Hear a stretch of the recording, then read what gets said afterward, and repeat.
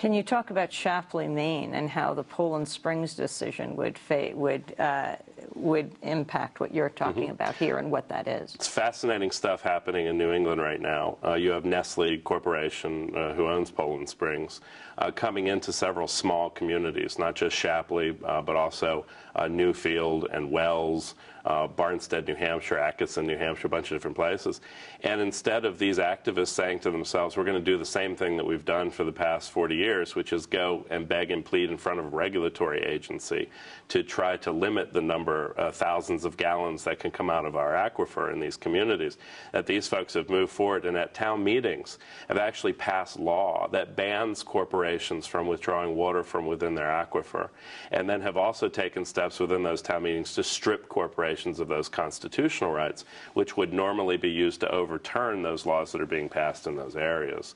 And so what's happening is almost like a grassroots revolt, where people have said, we're not going to wait for the regulatory agencies to come in and save us. We're not going to wait for the Sierra Club to come in to save us. These rural, relatively conservative towns are rising up to seize their own lawmaking authority to say we are not going to allow the corporatization of water in these areas. Thomas Linzey, you've also been consulting with the government of Ecuador in rewriting its constitution. How does this relate?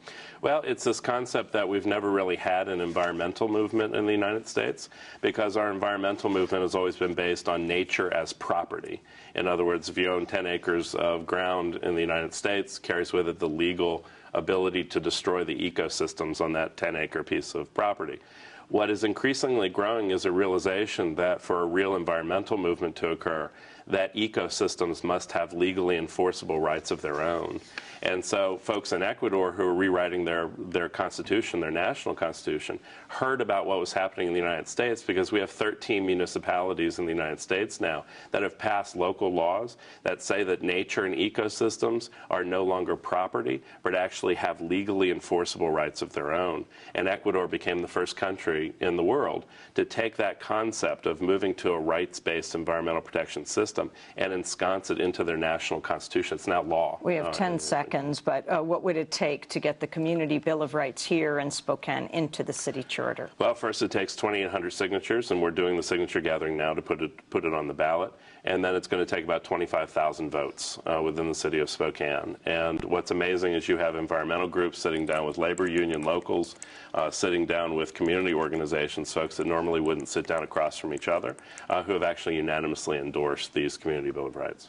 I want to thank you very much for being with us. Thomas Linzey, thank you, and Twala Abraham, Senator of the Spokane Indian Reservation, thanks so much for joining us.